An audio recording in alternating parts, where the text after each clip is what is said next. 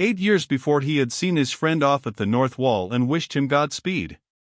Gallagher had got on.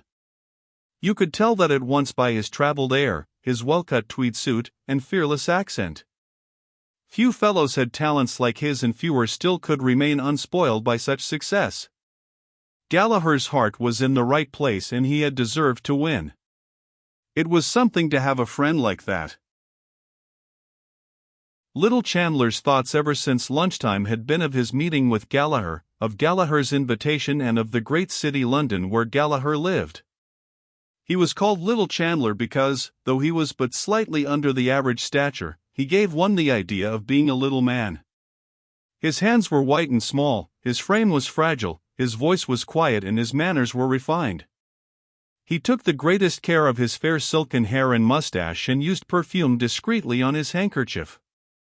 The half-moons of his nails were perfect, and when he smiled you caught a glimpse of a row of childish white teeth. As he sat at his desk in the King's Inns, he thought what changes those 8 years had brought. The friend whom he had known under a shabby and necessitous guise had become a brilliant figure on the London press. He turned often from his tiresome writing to gaze out of the office window. The glow of a late autumn sunset covered the grass plots and walks.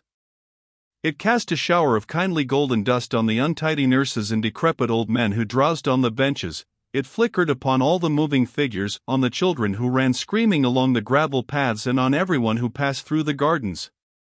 He watched the scene and thought of life, and, as always happened when he thought of life, he became sad. A gentle melancholy took possession of him. He felt how useless it was to struggle against fortune, this being the burden of wisdom which the ages had bequeathed to him. He remembered the books of poetry upon his shelves at home. He had bought them in his bachelor days, and many an evening, as he sat in the little room off the hall, he had been tempted to take one down from the bookshelf and read out something to his wife. But shyness had always held him back, and so the books had remained on their shelves. At times he repeated lines to himself, and this consoled him. When his hour had struck, he stood up and took leave of his desk and of his fellow clerks punctiliously. He emerged from under the feudal arch of the King's Inns, a neat modest figure, and walked swiftly down Henrietta Street. The golden sunset was waning and the air had grown sharp. A horde of grimy children populated the street. They stood or ran in the roadway, or crawled up the steps before the gaping doors, or squatted like mice upon the thresholds. Little Chandler gave them no thought. He picked his way deftly through all that minute vermin-like life, and under the shadow of the gaunt spectral mansions in which the old nobility of Dublin had roistered. No memory of the past touched him, for his mind was full of a present joy. He had never been in Corliss's, but he knew the value of the name. He knew that people went there after the theatre to eat oysters and drink liqueurs, and he had heard that the waiters there spoke French and German. Walking swiftly by at night, he had seen cabs drawn up before the door, and richly dressed ladies, escorted by cavaliers, alight and enter quickly. They wore noisy dresses and many wraps. Their faces were powdered, and they caught up their dresses, when they touched earth, like alarmed Atalantas. He had always passed without turning his head to look. It was his habit to walk swiftly in the street even by day, and whenever he found himself in the city late at night he hurried on his way apprehensively and excitedly. Sometimes, however, he courted the causes of his fear. He chose the darkest and narrowest streets, and, as he walked boldly forward, the silence that was spread about his footsteps troubled him, the wandering silent figures troubled him, and at times the sound of low fugitive laughter made him tremble like a leaf. He turned to the right towards Capel Street. Ignatius Gallagher on the London press. Who would have thought it possible 8 years before? Still, now that he reviewed the past, little Chandler could remember many signs of future greatness in his friend. People used to say that Ignatius Gallagher was wild. Of course, he did mix with a rakish set of fellows at that time, drank freely and borrowed money on all sides. In the end he had got mixed up in some shady affair, some money transaction, at least, that was one version of his flight. But nobody denied him talent. There was always a certain something in Ignatius Gallaher that impressed you in spite of yourself. Even when he was out at elbows and at his wits' end for money, he kept up a bold face. Little Chandler remembered, and the remembrance brought a slight flush of pride to his cheek, one of Ignatius Gallaher's sayings when he was in a tight corner. "Half-time now, boys," he used to say light-heartedly. "Where's my considering cap?" That was Ignatius Gallaher all out, and, damn it, you couldn't but admire him for it. Little Chandler quickened his pace. For the first time in his life he felt himself superior to the people he passed. For the first time his soul revolted against the dull inelegance of Capel Street. There was no doubt about it, if you wanted to succeed you had to go away. You could do nothing in Dublin. As he crossed Grattan Bridge he looked down the river towards the lower quays and pitied the poor stunted houses. They seemed to him a band of tramps, huddled together along the river banks, their old coats covered with dust and soot, stupefied by the panorama of sunset and waiting for the first chill of night bid them arise, shake themselves and be gone. He wondered whether he could write a poem to express his idea. Perhaps Gallaher might be able to get it into some London paper for him. Could he write something original? He was not sure what idea he wished to express, but the thought that a poetic moment had touched him took life within him like an infant hope. He stepped onward bravely. Every step brought him nearer to London, farther from his own sober inartistic life. A light began to tremble on the horizon of his mind. He was not so old, 32. His temperament might be said to be just at the point of maturity. There were so many different moods and impressions that he wished to express in verse. He felt them within him. He tried to weigh his soul to see if it was a poet's soul. Melancholy was the dominant note of his temperament, he thought, but it was a melancholy tempered by recurrences of faith and resignation and simple joy.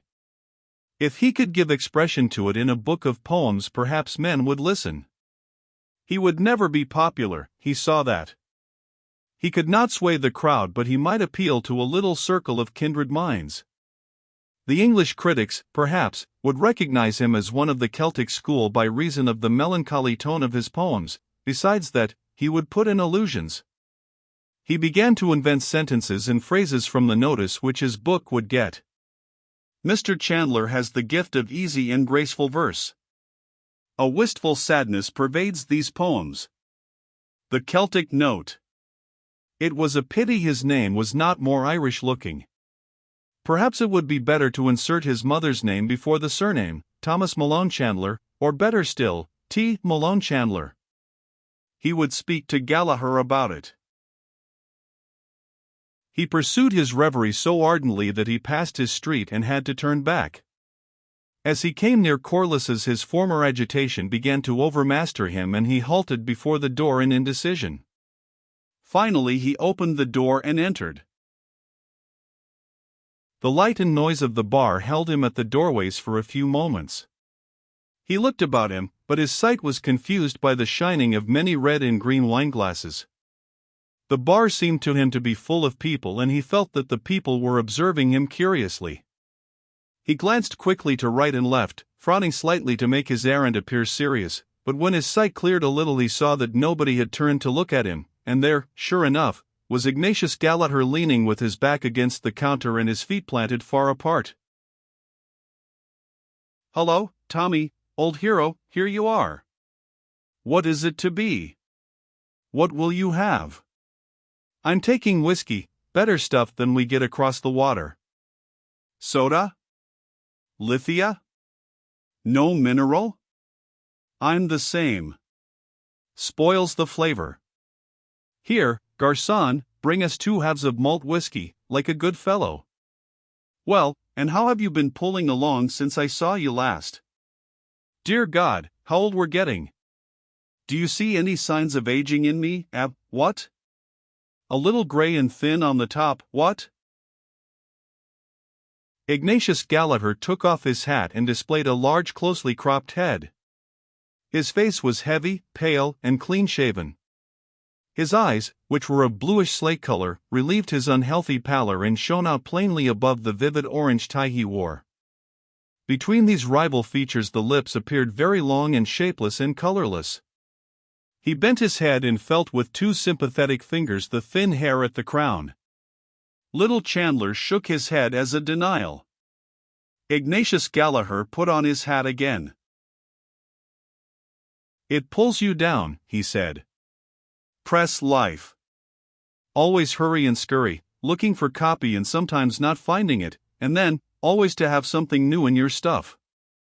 Damn proofs and printers, I say, for a few days. I'm deuced glad, I can tell you, to get back to the old country. Does a fellow good, a bit of a holiday. I feel a ton better since I landed again in dear dirty Dublin. Here you are, Tommy. Water? Say when." Little Chandler allowed his whiskey to be very much diluted. "You don't know what's good for you, my boy," said Ignatius Gallagher. "I drink mine neat." "I drink very little as a rule," said Little Chandler modestly. "An odd half one or so when I meet any of the old crowd, that's all." "Ah, well," said Ignatius Gallagher, cheerfully, "here's to us and to old times and old acquaintance." They clinked glasses and drank the toast. "I met some of the old gang today," said Ignatius Gallagher. "O'Hara seems to be in a bad way. What's he doing?" "Nothing," said Little Chandler. "He's gone to the dogs." "But Hogan has a good sit, hasn't he?" "Yes, he's in the Land Commission. I met him one night in London and he seemed to be very flush. Poor O'Hara. Booze, I suppose?" "Other things, too," said Little Chandler shortly. Ignatius Gallagher laughed. "Tommy," he said, "I see you haven't changed an atom. You're the very same serious person that used to lecture me on Sunday mornings when I had a sore head and a fur on my tongue. You'd want to knock about a bit in the world. Have you never been anywhere even for a trip?" "I've been to the Isle of Man," said Little Chandler. Ignatius Gallagher laughed. "The Isle of Man," he said. "Go to London or Paris, for choice. That'd do you good." "Have you seen Paris?" "I should think I have. I've knocked about there a little." "And is it really so beautiful as they say?" asked Little Chandler. He sipped a little of his drink while Ignatius Gallagher finished his boldly. "Beautiful," said Ignatius Gallagher, pausing on the word and on the flavor of his drink. "It's not so beautiful, you know. Of course, it is beautiful. But it's the life of Paris, that's the thing. Ah, there's no city like Paris for gaiety, movement, excitement." Little Chandler finished his whiskey and, after some trouble, succeeded in catching the barman's eye. He ordered the same again. "I've been to the Moulin Rouge," Ignatius Gallagher continued when the barman had removed their glasses, "and I've been to all the Bohemian cafes." "Hot stuff. Not for a pious chap like you, Tommy." Little Chandler said nothing until the barman returned with 2 glasses, then he touched his friend's glass lightly and reciprocated the former toast. He was beginning to feel somewhat disillusioned. Gallagher's accent and way of expressing himself did not please him. There was something vulgar in his friend which he had not observed before. But perhaps it was only the result of living in London amid the bustle and competition of the press. The old personal charm was still there under this new gaudy manner. And, after all, Gallagher had lived, he had seen the world. Little Chandler looked at his friend enviously. "Everything in Paris is gay," said Ignatius Gallagher. They believe in enjoying life, and don't you think they're right? If you want to enjoy yourself properly, you must go to Paris. And, mind you, they've a great feeling for the Irish there. When they heard I was from Ireland, they were ready to eat me, man." Little Chandler took 4 or 5 sips from his glass. "Tell me," he said, "is it true that Paris is so immoral as they say?" Ignatius Gallaher made a Catholic gesture with his right arm. "Every place is immoral," he said. "Of course you do find spicy bits in Paris. Go to one of the students' balls, for instance. That's lively, if you like, when the cocottes begin to let themselves loose. You know what they are, I suppose?" "I've heard of them," said little Chandler. Ignatius Gallaher drank off his whiskey and shook his head. "Ah," he said, "you may say what you like. There's no woman like the Parisian, for style, for go." "Then it is an immoral city," said little Chandler, with timid insistence. "I mean, compared with London or Dublin?" "London," said Ignatius Gallaher. "It's 6 of one and half a dozen of the other. You ask Hogan, my boy. I showed him a bit about London when he was over there. He'd open your eye. I say, Tommy, don't make punch of that whiskey, liquor up." "No, really." "Oh, come on, another one won't do you any harm." "What is it?" "The same again, I suppose?" "Well, all right." "Francois, the same again. Will you smoke, Tommy?" Ignatius Gallaher produced his cigar case. The 2 friends lit their cigars and puffed at them in silence until their drinks were served. "I'll tell you my opinion," said Ignatius Gallaher, emerging after some time from the clouds of smoke in which he had taken refuge. "It's a rum world. Talk of immorality. I've heard of cases, what am I saying, I've known them, cases of immorality." Ignatius Gallaher puffed thoughtfully at his cigar and then, in a calm historian's tone, he proceeded to sketch for his friend some pictures of the corruption which was rife abroad. He summarized the vices of many capitals and seemed inclined to award the palm to Berlin. Some things he could not vouch for, his friends had told him, but of others he had had personal experience. He spared neither rank nor caste. He revealed many of the secrets of religious houses on the continent and described some of the practices which were fashionable in high society, and ended by telling, with details, a story about an English duchess, a story which he knew to be true. Little Chandler was astonished. "Ah, well," said Ignatius Gallaher, "here we are in old jog-along Dublin where nothing is known of such things." "How dull you must find it," said little Chandler, "after all the other places you've seen." "Well," said Ignatius Gallaher, "it's a relaxation to come over here, you know.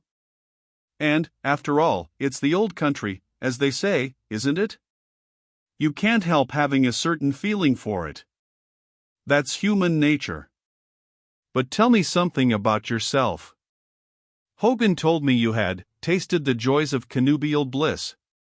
2 years ago, wasn't it?" Little Chandler blushed and smiled. "Yes," he said. "I was married last May 12 months. "I hope it's not too late in the day to offer my best wishes," said Ignatius Gallaher. "I didn't know your address, or I'd have done so at the time." He extended his hand, which little Chandler took. "Well, Tommy," he said, "I wish you and yours every joy in life, old chap, and tons of money, and may you never die till I shoot you. And that's the wish of a sincere friend, an old friend." "You know that?"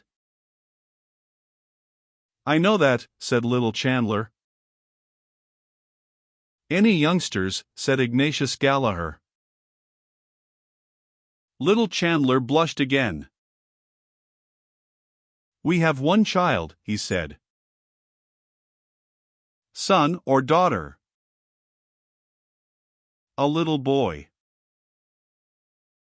Ignatius Gallagher slapped his friend sonorously on the back. Bravo, he said, I wouldn't doubt you, Tommy. Little Chandler smiled, looked confusedly at his glass and bit his lower lip with 3 childishly white front teeth. I hope you'll spend an evening with us, he said, before you go back. My wife will be delighted to meet you. We can have a little music and... Thanks awfully, old chap, said Ignatius Gallagher. I'm sorry we didn't meet earlier. But I must leave tomorrow night. Tonight, perhaps. I'm awfully sorry, old man. You see, I'm over here with another fellow, clever young chap he is too, and we arranged to go to a little card party. Only for that. Oh, in that case. But who knows, said Ignatius Gallagher considerately. Next year I may take a little skip over here now that I've broken the ice. It's only a pleasure deferred. Very well, said little Chandler, the next time you come we must have an evening together. That's agreed now, isn't it?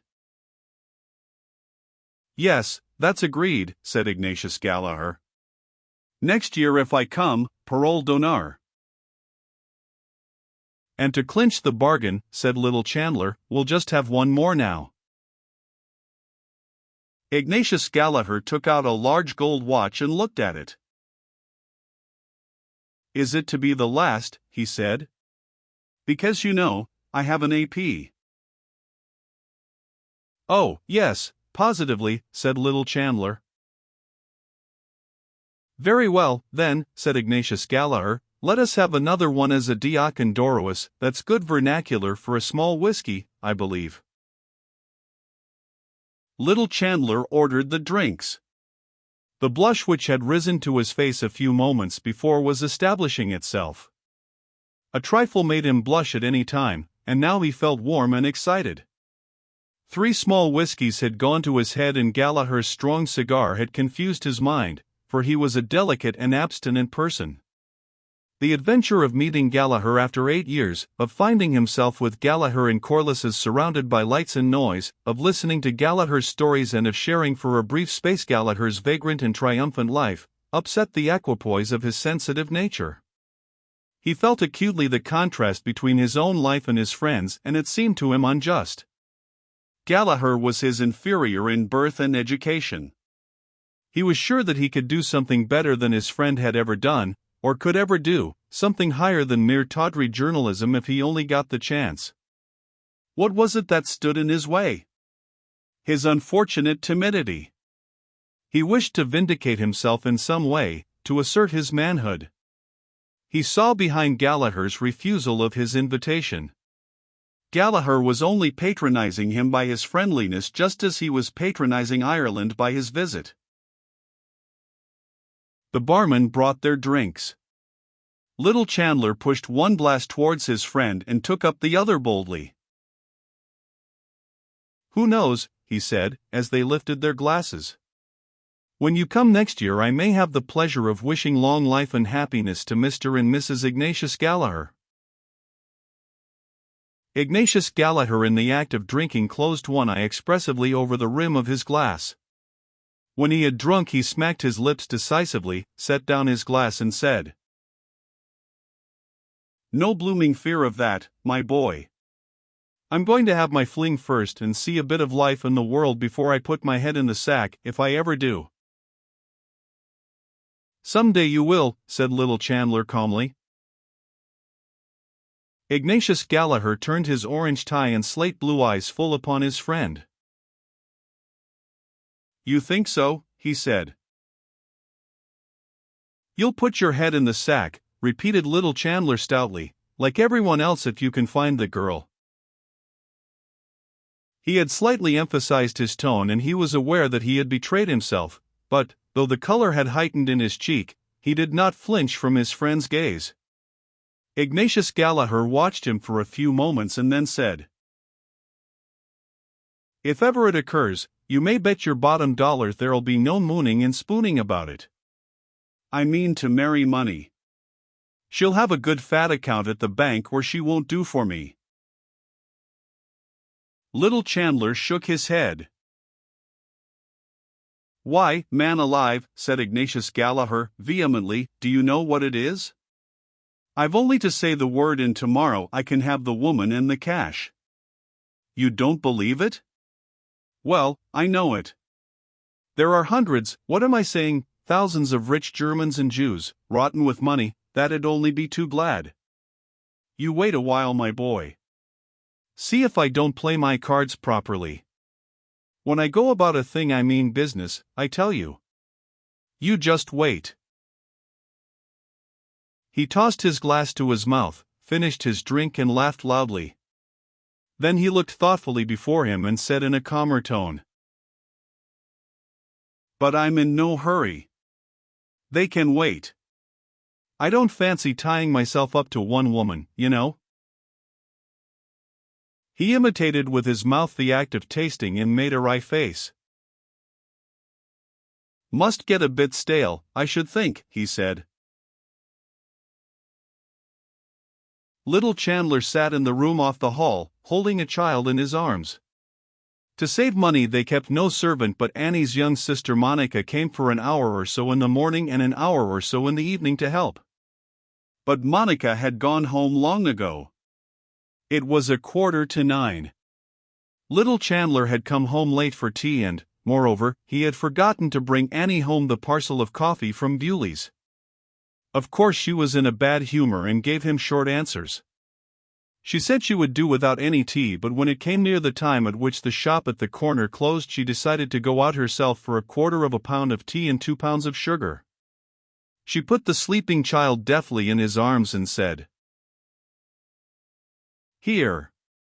Don't waken him." A little lamp with a white china shade stood upon the table and its light fell over a photograph which was enclosed in a frame of crumpled horn. It was Annie's photograph. Little Chandler looked at it, pausing at the thin tight lips. She wore the pale blue summer blouse which he had brought her home as a present one Saturday. It had cost him 10 and 11 pence, but what an agony of nervousness it had cost him. How he had suffered that day, waiting at the shop door until the shop was empty, standing at the counter and trying to appear at his ease while the girl piled ladies' blouses before him, paying at the desk and forgetting to take up the odd penny of his change, being called back by the cashier, and finally, striving to hide his blushes as he left the shop by examining the parcel to see if it was securely tied. When he brought the blouse home Annie kissed him and said it was very pretty and stylish, but when she heard the price she threw the blouse on the table and said it was a regular swindle to charge 10 and 11 pence for it. At first she wanted to take it back, but when she tried it on she was delighted with it, especially with the make of the sleeves, and kissed him and said he was very good to think of her. H.M. He looked coldly into the eyes of the photograph and they answered coldly. Certainly they were pretty and the face itself was pretty. But he found something mean in it. Why was it so unconscious and ladylike? The composure of the eyes irritated him. They repelled him and defied him, there was no passion in them, no rapture. He thought of what Gallagher had said about rich Jewesses. Those dark oriental eyes, he thought, how full they are of passion, of voluptuous longing. Why had he married the eyes in the photograph? He caught himself up at the question and glanced nervously round the room. He found something mean in the pretty furniture which he had bought for his house on the hire system. Annie had chosen it herself and it reminded him of her. It too was prim and pretty. A dull resentment against his life awoke within him. Could he not escape from his little house? Was it too late for him to try to live bravely like Gallagher? Could he go to London? There was the furniture still to be paid for. If he could only write a book and get it published, that might open the way for him. A volume of Byron's poems lay before him on the table. He opened it cautiously with his left hand lest he should waken the child, and began to read the first poem in the book. Hushed are the winds and still the evening gloom, not e'en a zephyr wanders through the grove, whilst I return to view my Margaret's tomb and scatter flowers on the dust I love. He paused. He felt the rhythm of the verse about him in the room. How melancholy it was! Could he, too, write like that, express the melancholy of his soul in verse? There were so many things he wanted to describe, his sensation of a few hours before on Grattan Bridge, for example. If he could get back again into that mood. The child awoke and began to cry. He turned from the page and tried to hush it, but it would not be hushed. He began to rock it to and fro in his arms, but its wailing cry grew keener. He rocked it faster while his eyes began to read the second stanza. Within this narrow cell reclines her clay, that clay where once. It was useless. He couldn't read. He couldn't do anything. The wailing of the child pierced the drum of his ear. It was useless, useless. He was a prisoner for life. His arms trembled with anger, and suddenly bending to the child's face he shouted, "Stop!"